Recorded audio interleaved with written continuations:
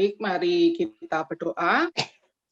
Bapa di sorga, kami bersyukur jika malam hari ini kembali kami boleh mengadakan pembinaan iman secara online. Kami menyerahkan waktu ini semua ke dalam tangan Tuhan, mohon Tuhan sendiri akan memimpin, supaya semua boleh berjalan dengan baik dan lancar. Kami bersyukur Tuhan sudah mengutus hamba-Mu, Pendeta Robi, untuk boleh memimpin pembinaan malam hari ini. Dan Kau juga akan mengurapi pemakainya untuk menyatakan kebenaran firman-Mu bagi setiap kami. Tolong kami yang akan mengikuti, berikan kami konsentrasi yang baik. Kiranya Roh Kudus menolong kami supaya kami boleh memahami apa yang Engkau ingin ajarkan kepada kami dan memampukan kami untuk mengimplementasikannya di dalam kehidupan kami. Terima kasih Tuhan, kami serahkan sepenuhnya ke dalam tangan Tuhan pembinaan malam hari ini. Terpujilah nama-Mu, di dalam nama Tuhan Yesus kami berdoa dan mengucap syukur. Amin. Nah, rekan-rekan sekalian, kasih Tuhan, izinkan saya memperkenalkan pembicara kita pada malam hari ini, supaya kita boleh lebih mengenal beliau. Nah, saudara yang dikasih Tuhan, Pendeta Robi Chandra, ya, yang akan melayani kita di dalam pembinaan iman. Beliau adalah, selain menggembalakan jemaat, ya, beliau adalah seorang penulis buku. Nah, ini saya juga kagum dengan beliau. Paling tidak ada 46 buku di dalam berbagai bidang telah ditulis oleh beliau. Luar biasa, ya. Dan beliau adalah seorang doktor lulusan dari Bethany Theological Seminary di Amerika. Nah, saudara sekalian kasih Tuhan, beliau juga aktif melayani untuk membina, mengembangkan, mengadakan kursus manajemen bagi profesional Kristen, dan di dalam kursusnya ini, di dalam pelatihannya ini telah meluluskan paling tidak ada 400 orang. Nah, saudara, dan ini yang menarik dari beliau juga adalah ternyata saya baru tahu Pak Robi ini adalah petualangi gunung, dan bahkan dikatakan suka berlayar dengan perahu-perahu nelayan. Nah, tetapi tidak hanya menikmati keindahan alam, ada satu hal yang juga dikerjakan di balik semuanya itu, yaitu bagaimana beliau menghubungkan antara petani, nelayan dengan pembeli. Wow, luar biasa sekali, ya. Sambil menyelam minum air nih, Pak. Nah, beliau telah menikah dengan Ibu Julia Suleman PhD, seorang yang bergerak dalam dunia pendidikan dan psikolog. Kita sangat senang menyambut Pak Robi pada malam hari ini, dan biarlah Tuhan yang juga terus bekerja melalui Pak Robi, sehingga kami, jemaat GKI Stadion, dan juga rekan-rekan dari berbagai macam gereja yang boleh turut hadir malam hari ini, juga boleh mendapat berkat dari Tuhan. Nah, tanpa berlama-lama lagi, saya ingin memberikan waktu ini kepada Pak Robi, dan mohon kerjasama dari Bapak Ibu yang sudah join di ruangan Zoom ini untuk bisa mematikan suaranya sejenak, ya, di mute, supaya kita bisa berkonsentrasi, mendengar dengan jelas berkat firman Tuhan yang akan disampaikan oleh Pak Robi. Nanti di akhir, kami akan memberikan kesempatan bagi Bapak Ibu jika ada yang hendak mengajukan pertanyaan. Nah, bisa diajukan secara langsung, ya, lewat chat, ya, bisa ditujukan kepada saya atau langsung kepada Pak Robi, atau jika nanti mau bertanya secara langsung, silakan rekan-rekan bisa menggunakan reaction, ya, raise hand. Nanti saya atau teman-teman yang menjadi co-host akan mempersilahkan Bapak Ibu yang hendak bertanya secara langsung, seperti itu. Baik, waktu dan tempat kami persilahkan. Selamat melayani Pak Robi. Ya, shalom Bapak-Bapak, Ibu-Ibu. Mari kita tenangkan diri sebentar. Ini topik yang susah, kita tundukkan kepala dan kita duduk sebentar, kita berdoa kembali. Bapak, pada saat ini kami mau coba mengingat di masa lalu Tuhan selalu pegang tangan kami. Apapun yang kami alami, susah dan senang, kami dapatkan apa yang kami inginkan, atau kami merasa terlempar, tertolak, Tuhan tidak pernah tinggalkan kami. Saat ini pun kami mohon Roh Kudus, jamah setiap kami. Berikan hati kami keteduhan, ketenangan, supaya kami boleh dengar bisikan Tuhan, hiburan dan kekuatan. Karena itu kami tahu juga untuk besok dan selanjutnya Engkau tidak akan pernah tinggalkan kami. Dan biarlah hari ini ketika kami belajar tentang bagaimana kalau Engkau menolak kami, apa yang kami inginkan, biarlah kami melihat itu dari kacamata yang Tuhan inginkan, bukan dari kacamata kami. Bicaralah supaya semua yang dengar, terutama yang menyampaikan firman-Mu juga akan mendapat berkat-Mu. Dalam nama Tuhan Yesus kami berdoa. Amin. Nah, Bapak-Bapak, Ibu-Ibu, Shalom. Terima kasih saya boleh melayani Anda dan berkenalan. Kalau saya ingat Semarang, saya ingat selalu makanan-makanan dan di dekat Simpang 5 itu dan sebagainya. Saya suka ingat-ingat ya, dan saat ini mungkin nggak bisa sana. Izinkan saya share screen dulu dan memulai ini. Topik kita adalah ketika Tuhan berkata tidak. Ya. Nah, ini kita lihat dulu kenyataan hidup sebelum kita buka Alkitab. Saya mulai dengan kenyataan sehari-hari. Sejak masa kanak-kanak, kita ini nyatanya menghadapi banyak penolakan dalam hidup ya.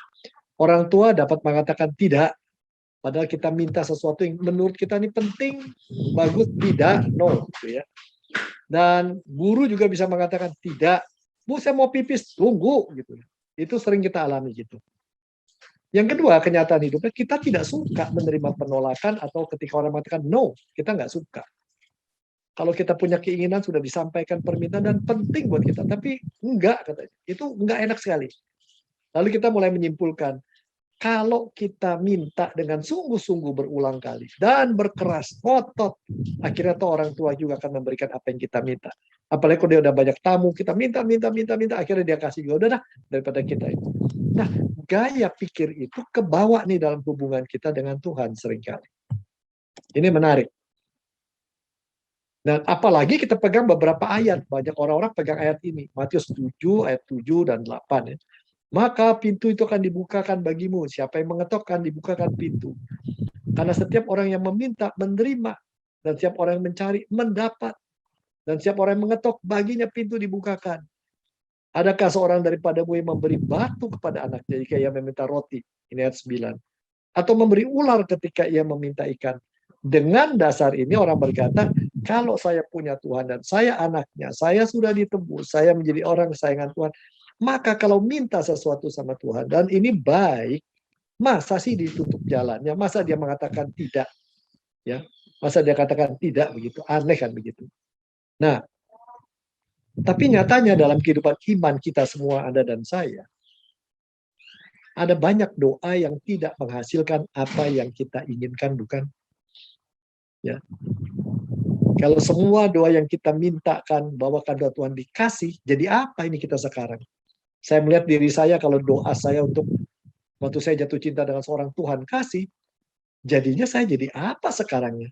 Punya istri yang sangat beda dengan istri yang sekarang tentunya. Bukan dia jelek, cuman ya nggak cocok lah dengan kehidupan pendeta yang seperti sekarang ini. Apalagi saya ke laut segala macam. Nah, dalam nyatanya begitu, tidak doa kita, ada banyak doa yang tidak menghasilkan apa yang kita inginkan. Lalu ada saat Tuhan mengatakan tidak, sesungguh apapun kita berdoa. Kita berdoa mati-matian sekian lama, bla bla bla bla. 5 tahun terakhir ini saya diam-diam berpuasa. Orang nggak ada yang lihat. Puasanya satu, saya tidak mau makan daging sama sekali.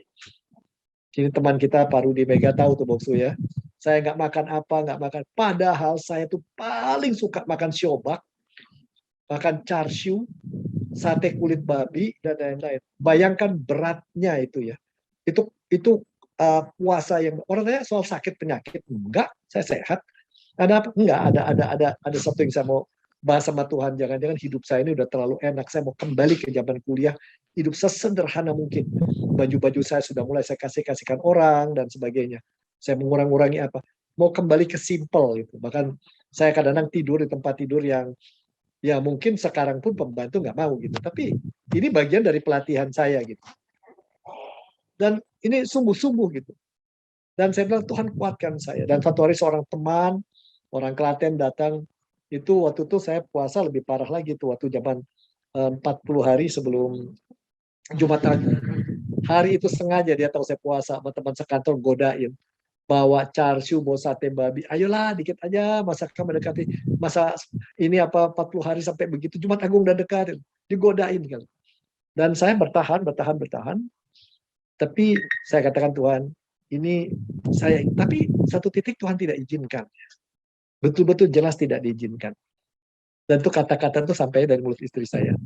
Ini kamu berpuasa atau cari sakit. Nggak mungkin orang kerja sekeras kamu, masih naik sepeda kemana-mana, dengan makan sesedikit itu. Dan sekarang makin susah menyediakan sayuran yang dibutuhkan untuk. Ya sudah, jelas-jelas Tuhan mengatakan tidak. Ya sudah, belajar mengatakan tidak enak, tapi ketika pertama kali dikasih char siu, ragu-ragu, tapi ya sekali udah makan ya susah lah ya untuk mengatakan tidak pada babi ya dan lain-lain. Nah dalam nyatanya hidup gitu ya. Apa yang baik itu bisa Tuhan bilang tidak, nggak perlu itu, bisa Tuhan begitu. Saya mau bertahan, tidak. Ada saat Tuhan mengatakan tidak, walaupun kita sudah hidup sesuai dengan yang Dia inginkan.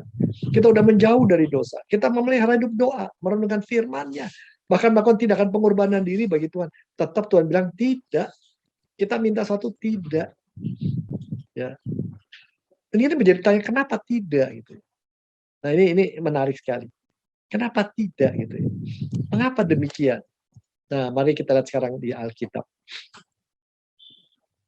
Di 2 Korintus 12 ayat 7 ini mungkin banyak orang kenal cerita. Itu Paulus bercerita bagaimana sebelumnya Tuhan angkat dia dari surga, dia mendapat penglihatan, bla bla bla. Dia tahu juga ada orang yang punya penglihatan. Tapi dikatakan yang kita biasa ingat ayat ini, aku diberi satu duri di dalam daging. Yaitu seorang utusan iblis untuk menggocoh aku. Supaya aku jangan meninggikan diri. Tentang hal itu aku sudah 3 kali berseru pada Tuhan supaya utusan iblis itu mundur daripadaku. Tapi jawab Tuhan padaku, cukuplah kasih karuniamu. Sebab justru dalam kelemahanlah kuasaku jadi sempurna. Nah, ini kalau kita observasi ayat Alkitab ini menarik sekali. Tentang hal itu aku sudah 3 kali berseru kepada Tuhan. Ya, kita mesti tahu dulu latar belakang si Paulus ini. Paulus menyadari dia bisa menjadi orang yang membesarkan diri atau meninggikan diri. Pengalaman dia dengan Tuhan luar biasa. Latar belakang dia luar biasa. Dia lulusan sekolah yang mungkin terbaik zaman itu ya. Kalau pengetahuan Taurat ke Yahudian itu dia hebat deh.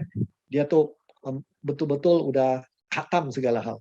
Calon leader masa depan bisa kalau diteruskan karirnya, dia bisa jadi imam besar barangkali. Tapi betapa dengan satu hal yang dramatis Tuhan panggil dia. Sampai dia buta, sampai dalam perjalanan, sampai dia mengalami perubahan yang luar biasa. Barangkali lihat satu hamba Tuhan yang perubahannya begitu dramatis adalah si Paulus itu ya. Titik balik itu dalam hidupnya betul-betul titik balik yang luar biasa. Nah ini indah sekali ya. Dan setelah itu keintiman dia dengan, tapi dia sadar keintiman dia dengan Tuhan itu bisa membuat dia meninggikan diri. Bahkan dia bisa menyampaikan penglihatan yang diperlihatkan pada dia, tapi sebenarnya bukan tugas dia barangkali. Lalu ia sadari ia punya kelemahan, ada duri. Duri itu sesuatu yang sakit, nyeri, sangat mengganggu. Dan ini memang pertanyaan ini sebenarnya maksudnya apa sih ini? Apakah persoalan psikologis dia? Ada yang bilang dia punya ayan, ada yang bilang dia punya sakit di badan, ada yang bilang mungkin pola pikir dia yang kadang-kadang galau, nggak tahu lah. Dia nggak pernah ungkapkan seluruh itu privat sekali buat dia. Tapi dia mengatakan dia punya ini, dan untuk ini satu yang sangat mengganggu, sangat nyeri, sangat ini, wajar dong kalau orang minta dicabut dari Tuhan. Apalagi dia hamba Tuhan yang khusus, yang spesial. Dia minta 3 kali. Nah ini dia, kita harus ngerti istilah 3 kali. Orang Yahudi itu kalau ngomong sekali, bisa ke rumah orang, yuk makan yuk, itu cuma ngajak. Kalau kita bilang udah makan, dia katakan yuk makan lagi, itu kedua kali.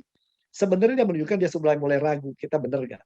Tapi kalau minta 3 kali, artinya dia sampai memeriksa sedalam-dalamnya. Sampai serius soal itu. Tadinya hanya basa-basi jadi serius. Jadi kalau si Paulus minta 3 kali, artinya dia sudah minta sampai batas terakhir. Dia sudah maksimum dan sangat serius minta ini. Tapi toh, Tuhan tidak kabulkan. Tuhan berkata, no, sorry. Mau cabut tuh iblis, utusannya, durinya? No, tidak. Tapi tidak berhenti saja di situ Tuhan sampaikan.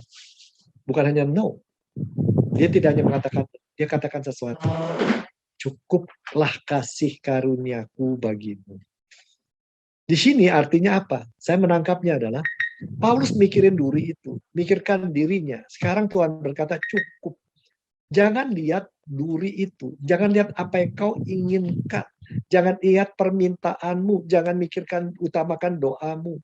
Utamakan fokusmu itu bukan pada duri, keinginanmu, keistimewaan yang kau pilih, tapi pada karunia atau karunia yang anugerah Tuhan dan pada diri Tuhan. Jadi ketika Tuhan mengatakan no, sebenarnya Tuhan sedang mengajak Paulus untuk memusatkan perhatiannya kepada Tuhan, bukan pada apa yang dia inginkan. Walaupun patut yang dia inginkan itu masuk akal kalau diminta. Tapi Tuhan ingin dia juga dengan itu tidak dikasih supaya dia lebih memperhatikan Tuhan. Tuhan jadi pusat dia maksimum, sepenuhnya, termasuk soal fisik. Ya kalau soal pelayanan dia habis-habisan. Itu pertama kita lihat. Tuhan bisa mengatakan no pada hambanya yang begitu luar biasa. Hamba yang Tuhan begitu sayangi. Tuhan udah atur. Hamba yang sudah bekerja buat Tuhan. Tuhan tetap bisa bilang no. Dan ini pertama kita lihat. Tapi itu bukan sekali. Ada lagi lebih repot lagi. Kalau kita lihat Kisah Rasul pasal 16. Ini saya pada nulis tentang ini di dalam majalah Satya Bhakti. Sebuah sekolah Pentakosta di Malang. Ya. Itu saya tulis tentang ini. Ini apa ajaran terselubung tentang Roh Kudus di dalam Kisah Rasul 16. Itu perjalanan Paulus yang kedua kali keluyuran di sekitar daerah Frigia, Galatia, dan itu daerah sekarang itu Anatolia, itu dulu Turki ya. Turki sekarang itu. Turki itu negara yang luar biasa ya. Berbatasan dengan Yunani dekat, berbatasan dengan sekarang tuh Azerbaijan, dekat juga ada yang dekat Iran, macam-macam lah, saya nggak tahu ingat semuanya. Tetapi ingat, Paulus tuh jemaat pertama atau persekutuan Kristen, dia dirikan di sana. Tuhan pakai dia. Sekarang dia mau perjalanan kedua dan dia ingin untuk merawat jemaat itu, menguatkan, menumbuhkan mereka. Dan kalau banyak cara cerita begini, kita cuma lihat ini mahal ya. Kalau sekarang kita mau ke Turki bolak-balik, kalau kita nggak punya 20 juta mungkin nggak cukup. Tapi zaman itu mungkin lebih susah ya. Perjalanan itu kan nggak ada kendaraan seperti jalan tol, jadi harus pakai kereta, pakai kuda, pakai onta, mungkin jalan kaki. Biayanya berapa itu berbulan-bulan itu. Biaya, jadi benar komitmen Paulus untuk melakukan tugasnya tidak main-main. Perjalanan Paulus kalau dihitung-hitung sama rupiah mungkin kalau sekarang itu ratusan juta. Tapi dia komit melakukan. Tetapi dia merintasi, dikatakan sana mereka menyampaikan keputusan para rasul dari penatua di Yerusalem tentang sunat, tentang ini itu. Dia juga ketemu Silas dan Timotius di sana, dia menguatkan jemaat. Semua puji Tuhan. Tetapi kemudian istilahnya kalau sekarang ini dia mau jalan keluyuran, mungkin maunya ke Jogja, Purwokerto, Jogja, terus Blitar, Boyolali, Solo, dan tapi Tuhan merintangi. Dikatakan ayat 16, pasal 16, ayat 16, 6, mereka melintasi tanah Frigia dan tanah Galatia karena Roh Kudus mencegah mereka untuk memberitakan Injil di Asia. Loh, ini memberitakan Injil. Ini bayar sendiri. Ini ambil risiko besar. Susah payah, pengorbanan buat Tuhan, ini pelayanan demi Tuhan, dirintangi. Roh Kudus mencegah. Sekarang aku mau ke sana, Tuhan bilang, no. Lalu ayat 7, tiba di Misia. Karena nggak bisa masuk itu pergi ke Misia. Di Misia jalan lagi menuju Bitinia, itu agak sedikit ke utara. Roh Kudus tidak, Roh Yesus tidak mengizinkan mereka. Ini kenapa dipakai istilah Roh Kudus dan Roh Yesus itu nggak terlalu jelas ya. Ada macam-macam studi tentang itu, tapi poinnya sama gitu. Jadi ini bayangkan kalau saya jadi Paulus ini gimana ya? Saya melayani Tuhan, saya keluarkan dana, saya keluarkan waktu, saya ambil risiko. Tapi kok yang ini semua bilang enggak, ini enggak, ini enggak. Saya maunya ke Purwokerto, ke Blitar, kenapa sampainya ke Semarang, Jepara, Kudus, terus saya mesti dibawa terus sampai ke Gresik ini, kira-kira begitu. Akhirnya tibalah di Troas. Ini menarik, dia tiba akhirnya di Troas itu.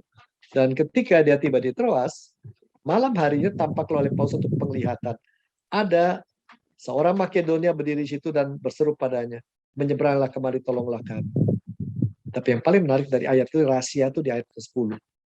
Setelah Paulus melihat penglihatan itu, ini Paulus yang lihat ya. Paulus yang memelopori perjalanan itu. Pauluslah yang ambil risiko paling besar.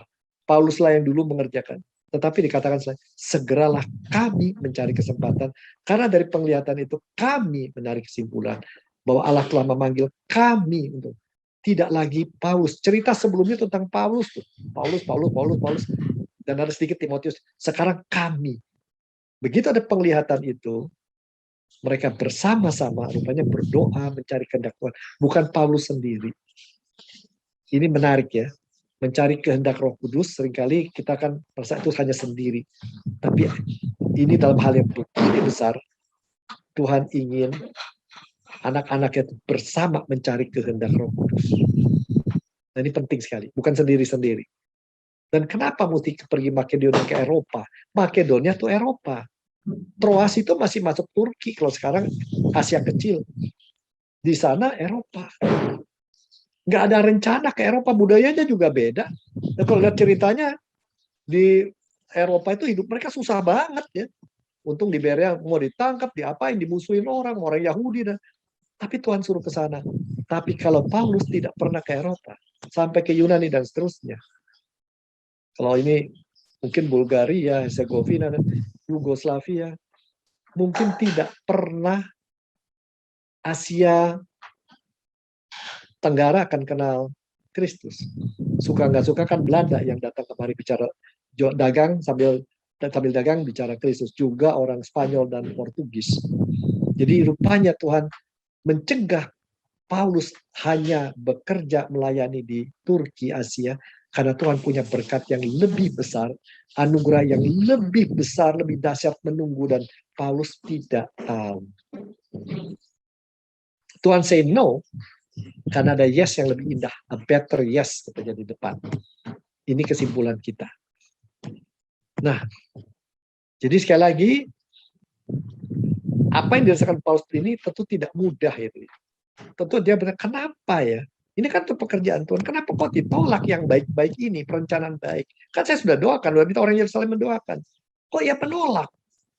Mungkin Paulus bisa merasa, kenapa? Biasanya kalau kita melayani Tuhan, apalagi kita melakukan yang baik, dan lalu apa yang baik ditolak-tolak ini, tutup jalan sama Tuhan. Mungkin jadi kecewa, jadi ragu diri. Apa jangan ada dosa tersembunyi oleh saya? Atau motivasi saya ada yang salah? Kita bisa merasa begitu. Ya, ada yang kenapa ini? Apa aku tidak layak? Ya, ya itu tidak mudah ya. Ini tidak mudah. Tapi yang paling berat di sini adalah pola pikir kita di belakang ini, pola pikir transaksional. Transaksional begini.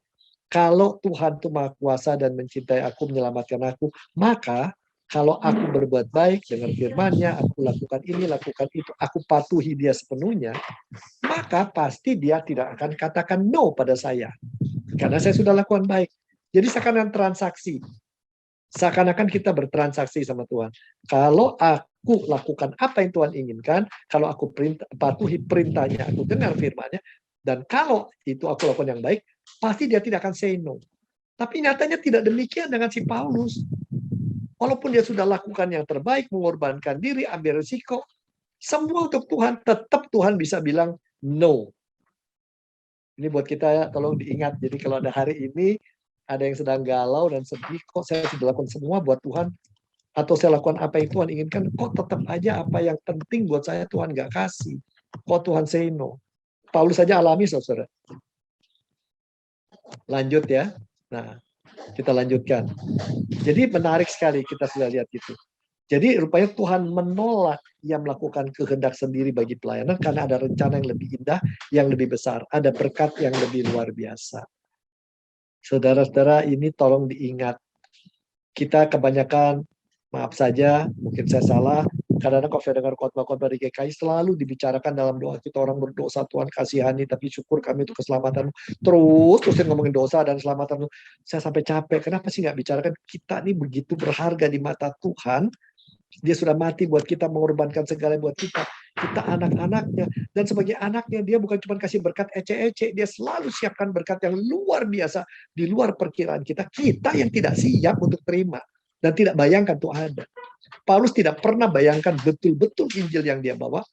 Dia pikir terus ujung dunia itu hanya sampai Roma atau barangkali. Bahwa itu sampai ke Asia sekarang. Sampai ke pedalaman Ilian.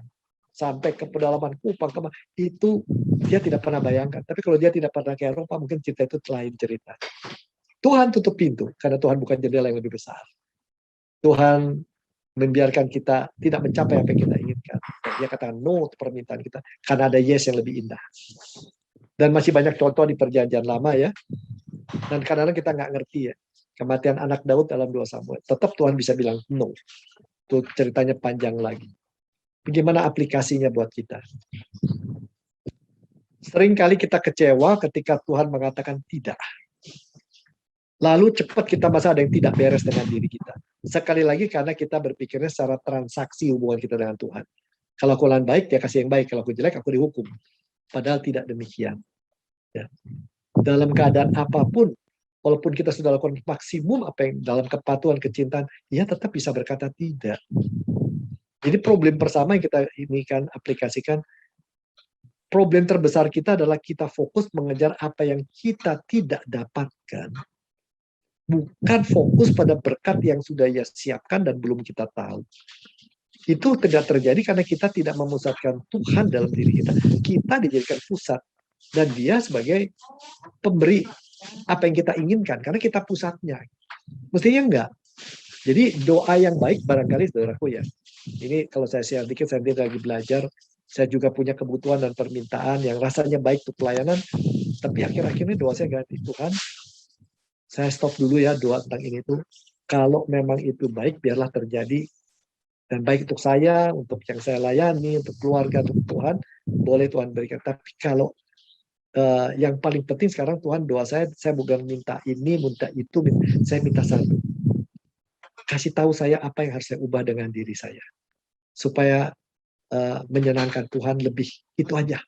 Sebelum saya pulang ke rumah Tuhan, tunjukkan apa lagi yang saya bisa lakukan, yang mesti saya ubah supaya lebih menyenangkan hati Tuhan. Apa yang saya inginkan dapat nggak dapat udah nggak penting. Yang penting Tuhan, apa yang kau inginkan tercapai. Tidak mudah meletakkan pusat. Tapi sekarang saya nyelipkan, tolonglah istri saya sakitnya dibantu Tuhan ya, jangan sampai dia lebih parah. Tolonglah anaknya satu yang punya kesulitan dalam pekerjaan, tolonglah. Ya. Tapi sekali lagi nomor satu adalah Tuhan jadi pusat. Jadi jangan aku butuh ini, tapi Tuhan apa yang kau inginkan dari aku? Apa yang lebih menyenangkan engkau? Apa yang harus ku minta? Harus belajar minta pada Tuhan. Ya. Tuhan sebagai pusat. Aplikasi kedua, Roma 8 ayat 28. Segala sesuatu menjadi kebaikan bagi mereka yang mengasihi Tuhan. Ini pendeknya aja gitu kan tuh ayat. Berarti ketika ia berkata tidak hari ini adalah kesempatan buat kita lebih mengenal kualitas kasih kita pada Tuhan. Ya. Kalau dia mengatakan tidak, buat kita kan segala sesuatu tidak jadi kebaikan, ini jadi jelek nih. Gitu. Tapi bisakah pada waktu kita rasa tidak puas itu, tidak happy, kecewa, galau, ini menjadi alat buat kita belajar, naik kelas memeriksa. Pada saat ini akan kau mengasihi Tuhan lebih dalam apa enggak? Ya. Kalau kita lebih dalam, di situ kita akan merasakan, nanti akan lihat kebaikan terjadi. Ya.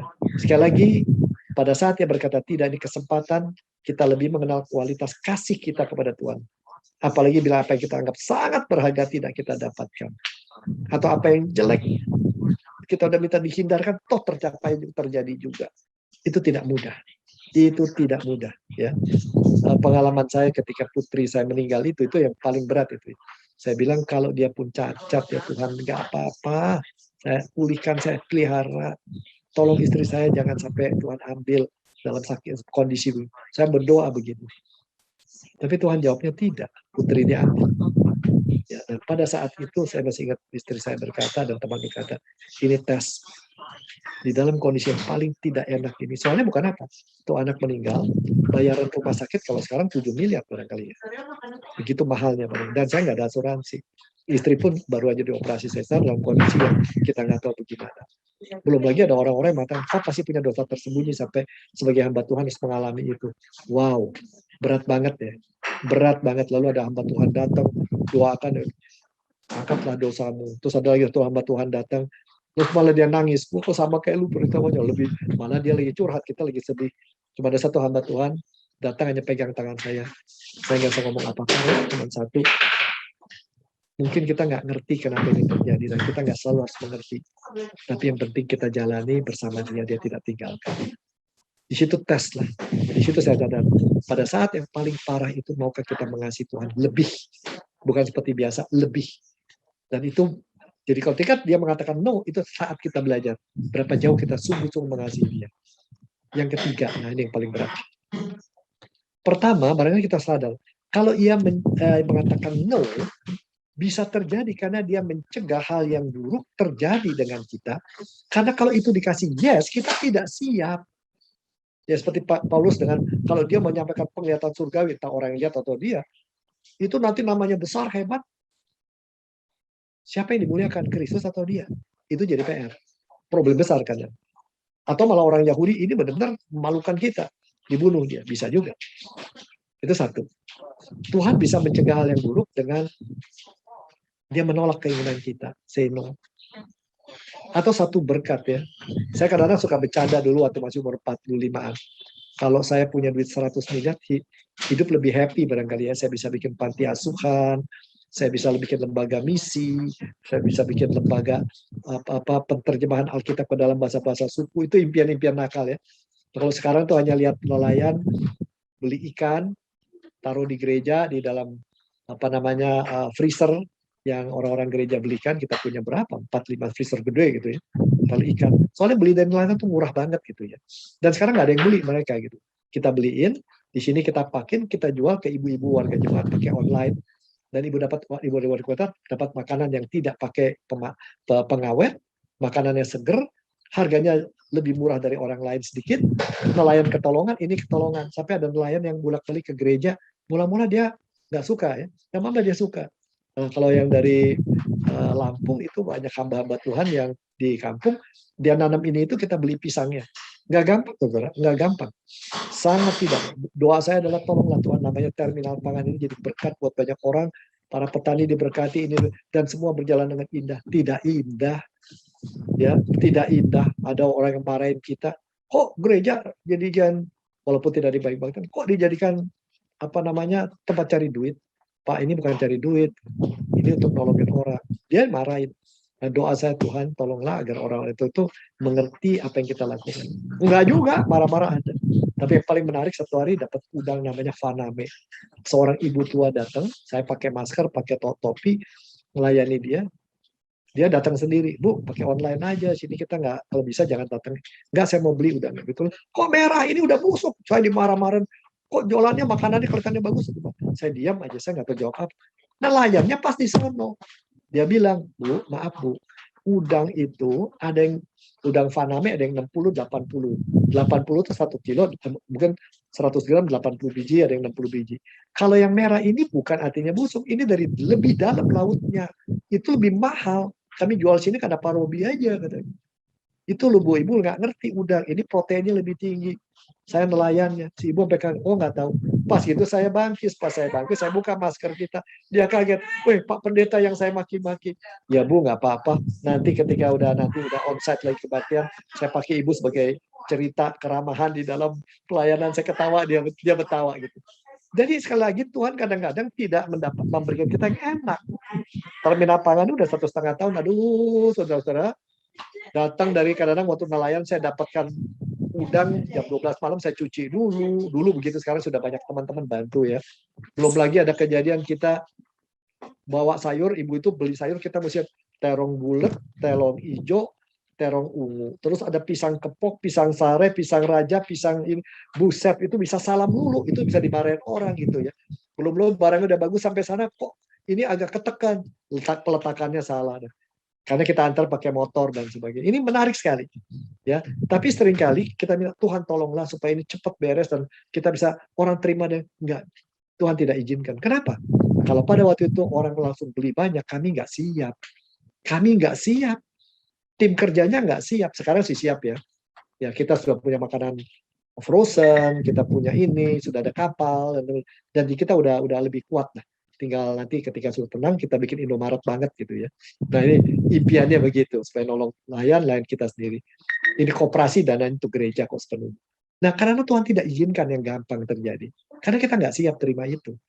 Saya juga ingat ketika mama saya bilang, kamu gimana sih, adikmu sudah punya pacar, yang satu mau kawin kamu, main gitar mulu, naik gunung mulu, naik motor mulu. Mas susah, saya nggak siap ngadepin wanita. Akhirnya ada satu yang saya kejar-kejar, dikejar-kejar, kita cocok kejar-kejar. Tapi akhirnya ibu saya bilang, no, yang ini tidak. Saya doa pada Tuhan, jawabannya juga no. Kenapa ya? Tapi kalau waktu itu yes, ceritanya lain. Mana ada pendeta GKI istrinya hajah. Sekarang dia jadi hajah. Ya memang dia muslim.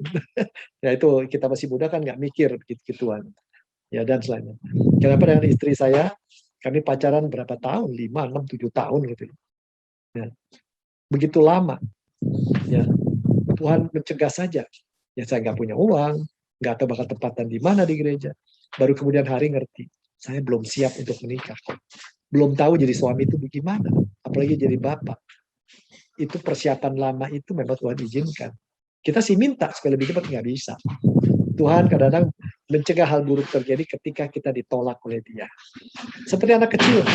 Anak kecil minta pisau yang tajam, anak umur 4 tahun, kita nggak kasih dong. Kira-kira begitu. Berikutnya, Kisah Rasul 16 menunjukkan, kalau Tuhan mengatakan no, mungkin karena Ia membuat kita jadi lebih kenal berkat-berkat yang tersedia, yang tidak terbayangkan. Entah kuasanya, kasihnya, rencananya, yang kita tadi tidak bayangkan ada. Jadi inilah kadang kita istilahnya kalau bahasa Jermannya kuaboh. Kuaboh itu bahasa Hokkien ya. Artinya nganggap enteng berkat Tuhan. Begitu kita percaya Kristus diselamatkan, ditebus, jangan langsung hidup belajar doktrin cemplung di gereja. Sabar, itu penting, tapi ada yang lebih besar lagi. Siaplah diubah oleh Roh Kudus. Ya, dididik oleh Roh Kudus supaya kita bagaikan wadah yang makin siap terima lebih banyak berkat Tuhan. Kita nggak bayangkan berkat-berkatnya tuh nggak kebayang. Bukan duit ya, bukan rumah yang bagus, bukan kendaraan. Berkat-berkat yang tidak tersangka, luar biasa. Saya pernah kenal seorang pendeta yang sangat sederhana di kota Surabaya. Ya, bagaimana dia mengalami dan dia katakan benar saya percaya. Dan anaknya bisa mendapatkan beasiswa di luar negeri hampir 2 miliar. Padahal di Indonesia sendiri mau masuk perguruan tinggi biasa aja dia nggak punya uang. Kadang-kadang Tuhan menutup satu pintu, dia buka jendela-jendela yang besar. Itu yang kita harus siapkan. Tidak boleh ke Bitinia karena Tuhan ingin Makedonia dan seluruh Eropa. Berikutnya, ketika ia mengatakan tidak, kita jadi kenal siapa diri kita. Apakah hubungan kita dengan dia bersifat transaksi saja, pakai banyak prasyarat, ya, atau berelasi karena kita mengagumi anugerah dia yang tanpa prasyarat apa-apa. Pemilihan dia pada diri kita tanpa pakai syarat. Disinilah kalau kita kenal diri kita makin dalam dan kenal hubungan kita dengan Tuhan yang hubungan cinta kasih. Jadi Bapa tuh bukan Bapa di surga saja, Raja yang besar, Bapa yang hebat, tapi dia sahabat kita, kekasih kita. Seringkali kalau kita melihat Tuhan seperti itu, kita makin takjub, sering hidup di dalam ketakjuban. Justru di dalam masa pandemi ini saatnya kita mengalami ketakjuban demi ketakjuban dengan Tuhan. Makin kenal kita mengenai siapa diri kita, makin kenal bahwa kita ini lebih berani berserah pada Tuhan apa enggak. Walaupun suatu waktu kita bisa dipanggil pulang. Kalau dipanggil pulang pun kita akan merasakan kedukannya yang indah. Nah, kesimpulan. Tuhan kita ingin kita mengalami kepenuhan anugerahnya. Lebih kenal dia, lebih intim dengan dia, lebih diubah dalam karakter, kemampuan, dan kontribusi bagi kerajaannya. Jadi Tuhan tidak hanya ingin kita diselamat, stop di situ saja. Ada banyak anugerah lain yang kita tumbuh lebih kenal dia, lebih intim dengan dia, sehingga sering takjub, lebih diubah dalam karakter, kemampuan. Dengan itu, kadang-kadang supaya menjalani ini semua, kita seringkali juga menerima no dari dia. No itu no yang di belakangnya banyak berkat. Saudara, ini semoga ini menjadi satu hal yang saya mengajak Anda kalau tidak keberatan, masuklah di dalam kelompok kecil, coba sharing pengalaman. Pernahkah mengalami apa yang Anda anggap berharga, Anda ingin pertahankan, dan Anda minta pada Tuhan, tapi dia bilang no. Pernahkah Anda alami apa yang Anda inginkan, Anda mau coba capai, Anda mati-matian, tapi Tuhan bilang no. Pernahkah Anda sudah berlutut berdoa untuk pelayanan, untuk orang lain, dan buat Anda begitu baik pengorbanan, Anda berani mengorbankan diri, tapi Tuhan bilang no. Pernah nggak ngalamin seperti itu? Tidak mudah loh, tidak mudah, ya. Itu sekali tidak. Nah, saya ingin Anda, saya ingin Anda saling. Nah, ini kepencet ya.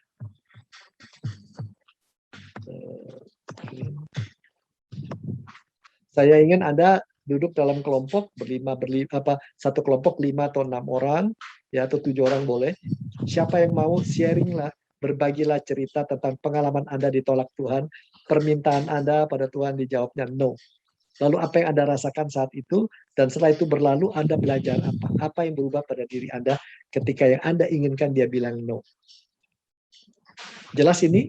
Tapi kalau ada yang mau tanya dulu boleh 1-2 orang. Setelah itu kita proses ini di dalam kelompok. Ya, supaya jangan hanya ngerti, dengar, tapi kita juga memproses. Nanti setelah itu kita lihat apa yang harus kita ubah dalam perjalanan kita selanjutnya. Supaya makin banyak berkat-berkat dia kita rasakan. Ada yang mau tanya? Silakan. Ada yang mau beri komentar? Para pendeta mau nambahkan? Silakan. Ya. Jadi sekali lagi, Paulus pun minta duri dicabut, Tuhan bisa bilang no. Ya. Kenapa? Karena Tuhan melindungi dia. Nah, dan Paulus pun mau ke sana, disuruh ke sana. Kenapa? Tuhan bilang no. Karena Tuhan berikan jalan bagus, rencana besar yang lebih indah.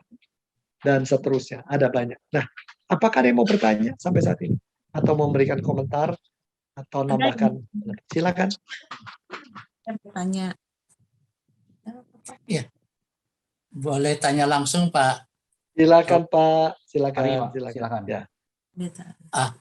Pendeta Robi, ini saya lagi menangani satu kasus seorang ibu umurnya sekitar 60 tahun. Suaminya baru meninggal kena CA paru, terus naik ke otak.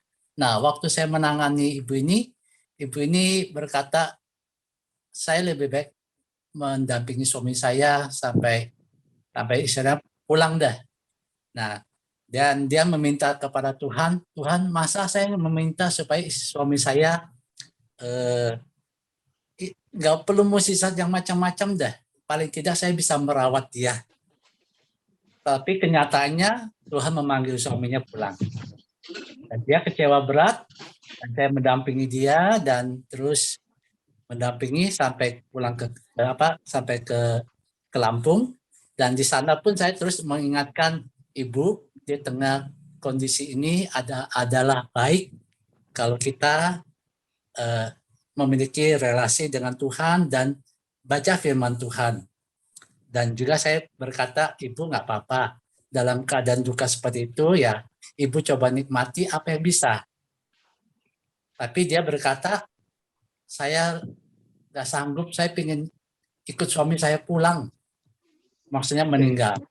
Nah, setelah lewat 2-3 minggu ini saya coba WA call lagi, dan dia saat ini mengalami kondisi agak turun, ya, dan dia tetap bilang, Pak, saya nggak mau hidup lagi, pengen pulang. Oke. Nah, bagaimana Pak Robi bisa membantu hal ini, Pak Robi? Ya, pertama-tama problem terbesar adalah kalau kita meninggal, ada orang yang takut karena belum tahu ke sana jadi apa.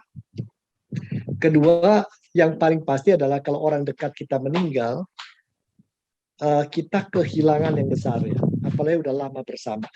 Kalau udah ada umur gini kan kita selalu ngomong kamu dulu, pasangan kita pulang atau saya dulu. Kalau aku dulu pulang, kamu siapa yang rawat nanti udah tua?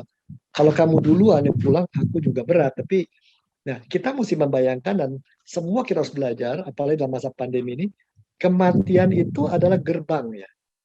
Gerbang, sekarang kita tinggal di desa, itu jangan-jangan ada kota besar, kalau mati itu kita menuju kota besar yang lebih indah.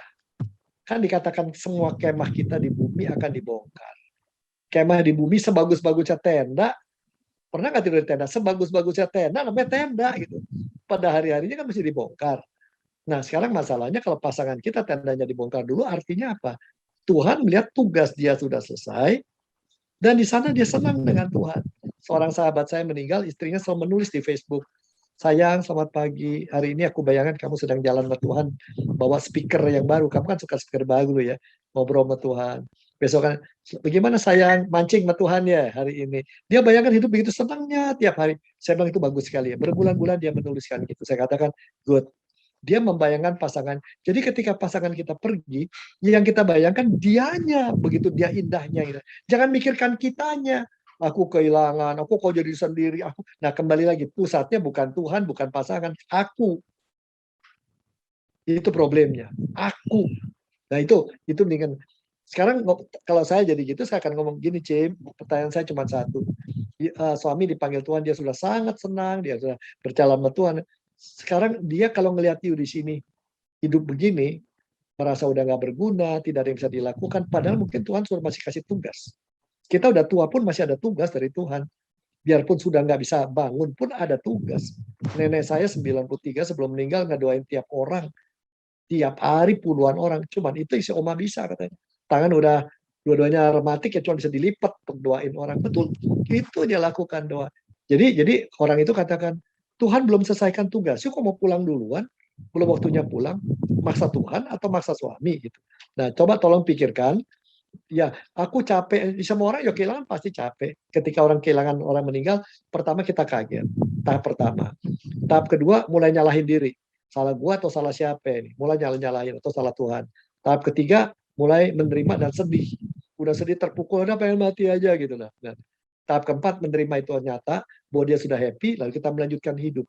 Jadi dia mesti ditolong dari tahap ke tahap mengakui. Dan diajarkan bahwa ada tahap itu. Dia di dalam tahap ketiga ini gitu ya. Tapi jangan stop di sana, ya bahwa dia suami udah seneng dan tugasmu belum selesai, Tuhan masih kasih tugas. Nah kalau dia nggak ada tugas, kita yang cariin tugas buat dia. Apa kayak suruh doain kayak cari orang yang paling aneh suruh dia doain gitu ya. Tiap hari kita kirim WA supaya dia doain. Atau cari teman sana, teman ngobrol. Ya. Kira-kira gitu Pak jawaban saya. Ya, tidak mudah ya. Ya, mungkin yang terakhir kali Pak Robi, kasihkan dia tugas karena dia merasa tugas sudah selesai karena anak sudah besar. Ya. Oh ya itu. Sekarang nih banyak orang tua-tua meninggal begitu padahal nggak sakit karena merasa mau ngapain ke mall nggak bisa, main di luar nggak bisa, teman udah hilang, tahu di mana ini, akhirnya udah pulang aja, enak aja ya. Ya. Saya suka bertanya kalau mau buru-buru pulang kalau Tuhan tolak lu jadi apa? Jadi jin gentayangan. Saya suka bercandain begitu. Belum pulang jangan pulang dulu. Belum boleh gitu ya. Nah, kira-kira begitu. Kamu pulang yang kehilangan anak-anak barangkali. Anak-anak biasanya orang tua nggak ucapkan dia sayang. Udah pulang baru nangis semua. Tolong kamu pikirin. Mumpung waktu yang ada, kalau tinggal setengah tahun, setahun, sampaikan cinta kasih kamu pada orang-orang yang paling dekat. Itu PR. Selain mendoakan. Ya, terima kasih. Terima kasih Pak Robi. Ya. Gimana Pak Ongki, kita masuk dalam kelompok, bisa Ada sharing? satu pertanyaan Pak? Masih boleh, silakan. Oke. Santai Ini aja. ada Silakan. pertanyaan. Kopinya diminum dulu ya. Kopinya diminum, sekotengnya diminum. Jangan sungkan. Jadi ini ada pertanyaan yang masuk di chat saya, Pak. Ya, dia menceritakan kisahnya, Pak. Waktu berdoa dengan ada nasar, gitu ya, itu terkabulkan. Tetapi ketika berdoa memohon tidak pakai nasar, dia tidak bernasar apa-apa, doanya tidak dikabulkan. Nah, ini bertanya, apakah memang harus ada nasar supaya doanya dikabulkan? Nah, itu yang namanya transaksi itu. Kayak kita punya istri, aku pijitin kamu tapi masakin aku ya. Kata-kata kita suka makan sekba gitu ya. Sayang, aku pijitin kamu tapi bikinin sekba ya. Lalu kita pijitin, dia bikinin sekba. Besok kita minta sekba lagi, pijitin dia. Lama-lama kita mijitnya bukan karena sayang. Kita lebih cinta sekba daripada saya dia gitu.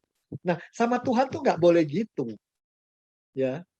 Bernasar nggak benar. Kalau bernasar dikasih jawaban, mungkin dengan tanpa nasar pun Tuhan bisa kasih jawaban karena mungkin permintaan itu memang tepat dan cocok dengan rencana Tuhan. Nggak pakai nasar juga Tuhan kasih. Kalau nggak pakai nasar nggak dikasih, bukan karena berarti doanya salah, mungkin karena Tuhan punya rencana lebih bagus dari itu. Misalnya kita bernasar gitu ya, Tuhan saya pengen kerja di Astra. Dan kalau saya kerja Astra, gaji 3 bulan pertama semuanya untuk Tuhan. Ya, dapat di Astra, haleluya. Ya, berarti itu jangan bilang karena nasar. Itu karena Tuhan lihat Astra itu tempat kerja yang bagus buat Anda. Anda jadi berkat di sana, dia jadi berkat buat Anda. Dan rencana Tuhan tercapai. Ya. Tapi kalau kita minta, Tuhan saya ingin gadis itu jadi istri saya. Tapi tidak pakai nasar, Tuhan tolak. Itu bukan berarti karena nggak ada nasar. Ya kalau pakai nasar gini deh. Kasih nasar, Tuhan saya kasih Tuhan 1 miliar asal saya boleh pacaran sama Ayu Ting Ting atau Kim Kardashian atau dengan Angelina Jolie. Ya semua kalau ada pacaran sama dia jadi suami dia, duit segitu nggak ada artinya. Ya Tuhan tetap nggak kasih, pakai nasar nggak dikasih kasar.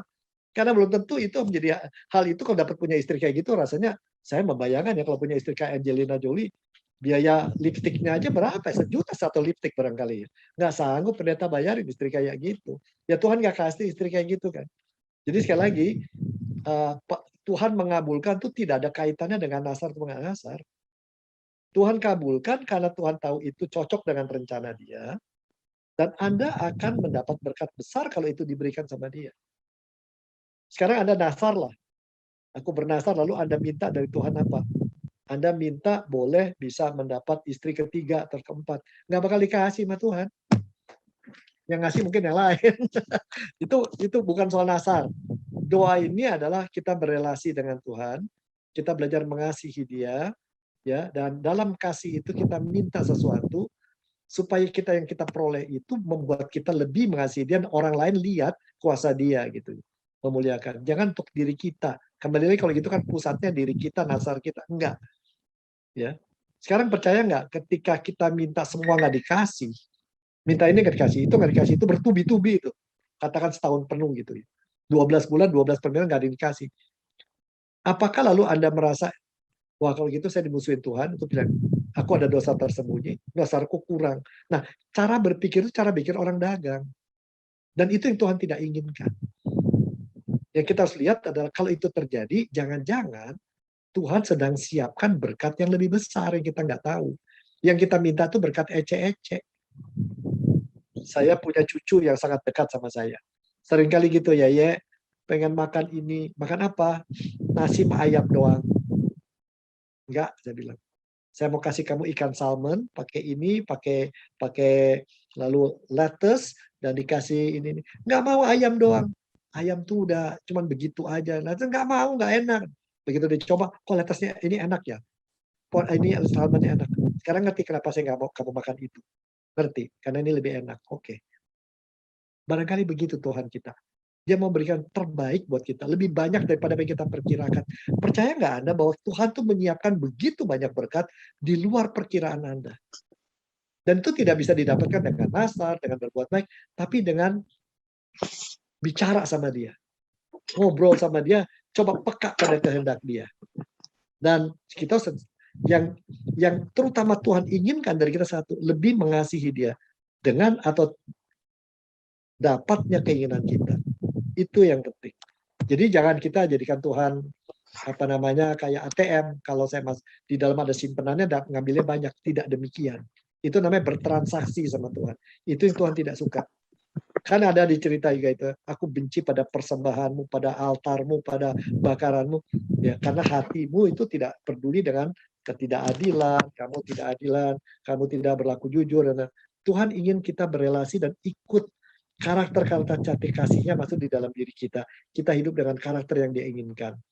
Nggak usah diminta apa yang kita bisa dapat dengan baik. Gitu ya. Itu yang paling penting. Satu lagi Pak, yang baru masuk juga pertanyaan, boleh nggak kita berdoa minta tanda? Ya, itu boleh. Nah, ini menarik. Minta tanda boleh. Ini menyangkut mengenal kehendak Tuhan sebenarnya ya. Bagaimana kita tahu ini kehendak Tuhan atau enggak? Dan saudara kalau mau mengenal kehendak Tuhan, jangan ambil sepotong ayat lalu ini kehendak Tuhan. Nah, itu bahaya. Ya. Ada seorang teman saya jatuh cinta dengan seorang gadis. Lalu dia yakin itu kehendak Tuhan katanya. Taunya dari mana? Dia buka cerita anak yang bungsu satu ayat. Dia ambil satu ayat, lalu bapaknya datang berlari, merangkul dan mencium dia. Tuh, Tuhan kasih tanda tuh, saya mesti cium tuh gadis. Saya bilang nggak bisa begitu. Kehendak Tuhan tidak dengan sepotong ayat begitu aja. Kalau mau tahu kehendak Tuhan apa seringkali? Pertama dengar dari firman Tuhan, dari khotbah, dari bacaan kita, dari renungan. Pertama dari firman. Kalau firman yang mengatakan sekian, jangan ambil di luar konteks. Lihat apa firman itu berkata apa. Setelah melihat itu, lalu kita lihat. Seringkali kita tanyakan pada orang-orang yang biasa bimbing kita dan kenal kita. Saya merasa ini kehendak Tuhan. Pendapatmu itu benar nggak sih kehendak Tuhan? Kalau mereka bilang itu betul kehendak Tuhan bagimu, berarti dua hal udah benar. Yang ketiga, lihat perjalanan hidup kita tergiring ke sana nggak? Kalau tergiring ke sana, itu artinya benar. Tiga-tiganya ke sana. Keempat, kadang-kadang bisa diberikan penglihatan atau mimpi atau apa itu bisa. Kalau empat-empatnya udah sejalan, ya mau dibilang apa? Tapi kalau satu, tes dulu. Nah, bolehkah minta tanda? Bisa. Tapi saya mau cerita sedikit soal tanda. Saya kan sempat sekolah 8 tahun di Amerika. Sambil kerja, karena nggak punya beasiswa besar. Apalagi di sekolah Menonit harus kerja sambil sekolah. Nah, akhirnya diminta oleh satu gereja. Dan saya diterima baik, dan juga ngajar. Diterima baik juga. Nah, di tengah kondisi seperti itu, mereka minta terus tinggal di Amerika deh. Kamu kan nggak punya utang sama gereja di Indonesia kan? Bayaran sekolah sini kan beasiswa dari Amerika. Kami butuh kamu, bla bla bla bla. Saya bergumul sekali. Bener sih, 8 tahun nggak pulang, kalau pulang Indonesia keterima nggak ya? Masih bisa nggak melayani dengan baik? Orang keterima kita dengan baik, ya saya berdoa. Akhirnya ayah saya telepon lagi. Saya repot-repot dulu ikut tahun 45, coba bikin negara ini, kamu kok enak-enak tinggal di luar untuk dirimu sendiri. Pikirin dong. Bangsa kita kan perlu ditolong, diperkenalkan pada firman Tuhan. Waduh, papi yang nggak pernah ngomongin Tuhan jadi ngomongin, saya jadi diem. Saya doa minta tanda. Tandanya gini, saya tinggal di satu daerah yang mestinya kalau bulan November akhir sudah mulai hujan salju. Ini sampai pertengahan minggu kedua Desember, tanggal 16 belum ada salju. Maka doa gini, Tuhan, kalau besok turun salju, saya yakin Tuhan suruh tandanya, saya suruh pulang. Saya berdoa gitu, sungguh-sungguh. Bener besok saljunya turun. Wah, berarti gue udah mesti pulang nih. Bayangkan ya, bongkar ya, 8 tahun persahabatan akan hilang, teman-teman semua di total dibongkar. Waduh sedih ya, udahlah. Tuhan inginkan kita jalan, siap. Tapi jemaat ngomong, jangan Pak Pendeta kami butuh yus ini. Oke, saya minta tanda lagi. Saya doa lagi, Tuhan saya minta tanda. Ini salju tiap hari jalan. Kalau besok tiap hari tiap jalan itu normal. Kalau besok berhenti salju, artinya Tuhan saya ingin suruh tinggal di sana. Besok paginya saljunya berhenti. Jadi Tuhan beri saya 2 tanda. Yang satu saya suruh pulang, satu boleh terus di sana. Bingung nggak? Seumur hidup baru pertama kali ketemu gitu. Sebelumnya pakai tanda dapat aja gitu ya. Terutama waktu mau milih menikah itu tandanya jelas itu ya. Tapi ini 2 tanda yang berbeda. Saya datang pada pembina saya ya, pembimbing mentor saya. Kok saya ngalamin begini? Jawabannya gampang. Artinya kamu sudah bisa lebih tidak bergantung pada tanda lagi. Kamu sudah lebih dewasa. Dan pesanan Tuhan adalah satu. Kamu boleh memilih mau terus melayani di Amerika atau di Indonesia, sama-sama diberkati. Tapi pilihlah yang paling menyenangkan Tuhan. Wow. Di situ saya mikir, ya siapa yang nggak mau tinggal di Amerika, gaji gede, orangnya juga enak-enak, negaranya besar, sejahtera, dan orang Kristen diterima baik. Waduh. Kalau ke Indonesia belum tentu teman-teman terima. Kedua mau kerja apa belum tahu. Gereja masih terima kita belum tahu. Banyak hal belum tahu. Tapi kalau saya pikir Kristus sendiri meninggalkan surga untuk masuk ke bumi yang begitu berantakan dan nolak dia. Masa saya mau cari yang paling enak? Udah deh. Saya laporkan majelis dengan sedih hati saya pulang. Saya siapkan segala-segalanya. Ya, tapi kemudian kami terjadi satu benturan juga, salah paham. Tapi akhirnya saya pulang. Saudara, mencari tanda kepada Tuhan tidak salah. Tetapi dalam menafsirkan tanda, jangan terlalu cepat juga ya. Jangan terlalu cepat juga. Minta pendapat teman, lihat dari firman Tuhan dan lain-lain. Selalu tanda firman Tuhan, jalan hidup dan orang sekitar itu harus menyatu. Ya, bisa 2-3 menyatu juga cukup. Jadi demikian jawab saya. Boleh minta tanda, silakan. Cuman jangan terlalu gegabah menafsirkannya. Ya, tergantung tingkat kematangan kita. Terima kasih. Ya, sudah tidak ada lagi pertanyaan, Pak. Nah, saya mengajak Anda, ya, kita masuk ke dalam breakout room. Maukah Anda berbagi cerita pengalaman ditolak Tuhan? Tuhan mengatakan no, ya. Tuhan mendapat tolak. Ceritakan apa yang Anda rasakan waktu itu. Tapi setelah itu lewat, apakah Anda mengalami berkat-berkat baru, perubahan baru? Silakan berbagi cerita sebagaimana adanya, tetapi jangan cerita yang merugikan orang lain. Misalnya gini ya, sekelompok berlima. Ya saya dulu pengen kawin sama kamu, saya minta tanda Tuhan gak kasih, saya kawin. Nah untung gak jadi sama kamu karena kamu orangnya gini-gini. Wah jadi berkelahi di gereja gitu. Bukan yang kayak gitu ya. Coba kita ceritakan kebaikan Tuhan ketika dia menolak kita, karena ternyata dia siapkan berkat yang lebih besar. Ada nggak pengalaman itu? Ya silakan masuk ke dalam breakout room. Baik, kita akan bersama-sama membagi di dalam breakout room. Waktu untuk sharing sekitar 10 menit. Ya, luar biasa sekali. Saya berkeliaran dari satu ruang ke ruang lain. Luar biasa. Ini artinya luar biasanya apa? Luar biasa karya Tuhan di dalam kehidupan kita masing-masing. Amin nggak ya? Betul kan? Luar biasa yang Tuhan sudah lakukan. Amin. Dan masalahnya, jangan hanya lihat di masa lalu dia lakukan. Sekarang pun dilakukan, maka ke depan pun kita tidak bakal ditinggalkan sendiri. Itu dulu, itu modal kita. bahwa Iya. kadang-kadang kita punya masalah keuangan, kesehatan, konflik di rumah tangga, ini bahwa kita kadang-kadang galau, kita bingung, itu harus diakui. Itulah kita. Jangan pakai topeng seakan-akan kita mati rasa. Kita kadang-kadang bisa berkata pada Tuhan, saya takut, saya was-was, saya tidak tahu mesti bikin apa, tapi saya tahu Engkau tidak pernah tinggalkan saya. Roh Kudus lebih kuat dan Roh Kudus ada di dalam diriku. Itu pegangan saya. Dan semua yang terjadi ini kalau kau mengatakan tidak, karena kau sedang membangun diriku supaya aku lebih menampung lebih banyak hikmatmu, kekuatanmu dan kuasamu dan kasihmu, sehingga saya bisa bagikan pada orang lain. Dengan demikian kita akan merasakan bahwa apapun terjadi, orang akan terinspirasi bahwa kita beda. Kita mungkin masih menderita dalam hidup, ya, tapi cara kita menghadapi penderitaan beda dari orang-orang yang juga menderita seperti kita. Semoga ini dari kata-kata terakhir ini, malam ini saya harap ini menjadi berkat buat Anda semua. Ya, saya masih diberkati melihat begitu banyak orang-orang merasakan kasih Tuhan. Dan semoga ini betul-betul Anda bisa bagikan kepada orang lain yang merasa kok ditinggal Tuhan, dibiarkan, dan mencoba menyuap Tuhan dengan bermacam cara. Gitu ya.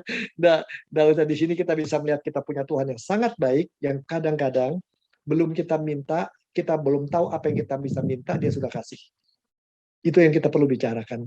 Sering kita belum minta, dia sudah kasih.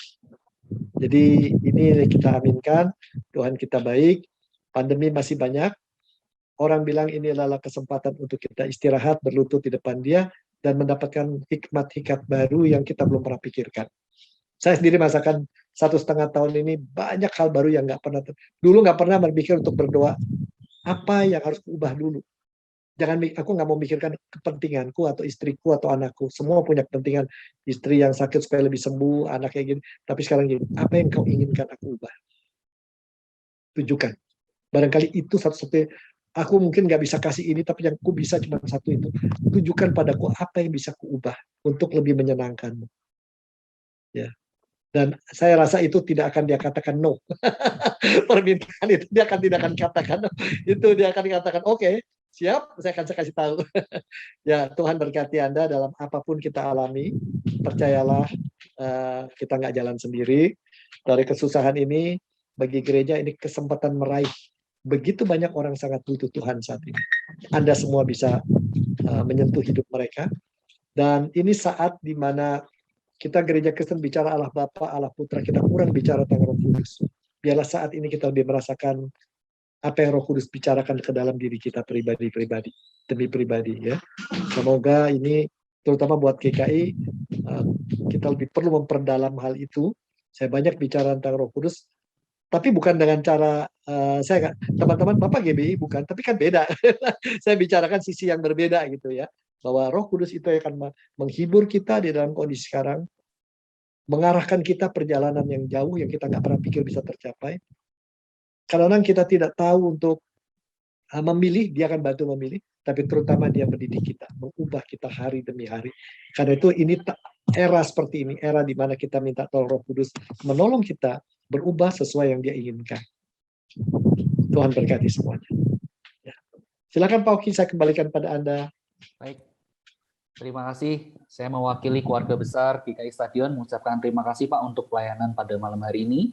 Dan juga untuk teman-teman yang boleh bersama dengan kita belajar akan kebenaran firman Tuhan pada malam hari ini. Tadi di kelompok saya, kelompok 6 itu Pak, ada Pak Heru.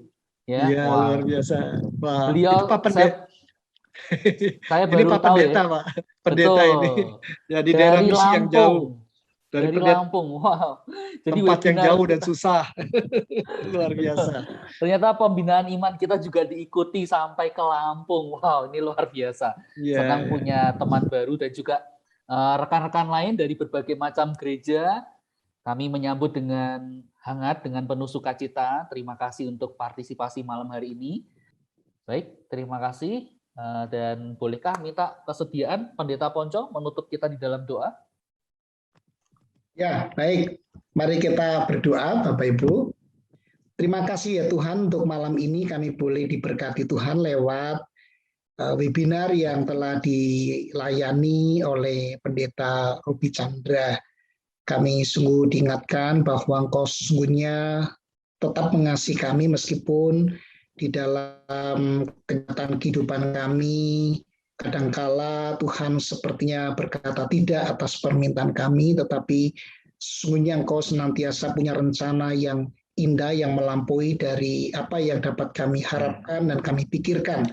Dan kami juga selalu diizinkan mengalami sesuatu untuk menguji ketulusan kasih kami kepada Tuhan. Amin. Kami mengasihi Tuhan bukan karena kami mengalami hal-hal yang baik, tetapi sekalipun kami ada di tengah situasi yang sulit, kami tetap belajar untuk mengasihi Tuhan, sebab Engkau sudah terlebih dahulu mengasihi kami, yang diwujud nyatakan di dalam Kristus ketika Engkau sendiri Tuhan berkenan mati di kayu salib untuk menebus dosa dan kesalahan kami. Terima kasih, kami bersyukur karena ada juga berkat rohani yang selalu Tuhan sediakan bagi kami, bukan sekedar atau bukan hal yang selalu kami selama ini yakini, keselamatan, anugerah kehidupan yang kehidupan kekal, tetapi juga hal-hal yang indah lainnya yang sudah Tuhan sediakan. Biarlah kami terus boleh mengimani tatkala kami boleh ada di tengah situasi yang berat, kami selalu boleh melihat ke depan ada berkat yang lebih besar yang Tuhan sediakan buat kami. Terima kasih karena sharing dari teman-teman tadi di kelompok juga sangat memberkati, menguatkan, dan kami sangat bersyukur kalau mereka semua boleh beriman, tentu bukan karena kekuatan mereka, tetapi topangan tangan Tuhan yang terus membuat kami, mereka setia kepada Tuhan di tengah situasi yang sulit ini. Terima kasih untuk Pak Robi yang sudah berbagi berkat malam hari ini. Engkau terus memberkati hamba-Mu ini di dalam pelayanan-pelayanan yang lintas gereja, yang luar biasa, dipakai Tuhan memberkati di tengah pandemi ini. Kiranya nama Tuhan juga akan dimuliakan lewat pelayanan-pelayanan hamba-Mu ini. Terima kasih, kami juga mohon berkat-Mu untuk setiap kami yang sudah ikut serta ini, berkati kehidupan kami semua masing-masing. Dalam berkat Allah kami boleh menikmati segala hal yang baik. Terima kasih, inilah doa kami. Di dalam nama Tuhan Yesus kami mengucap syukur dan berdoa. Amin.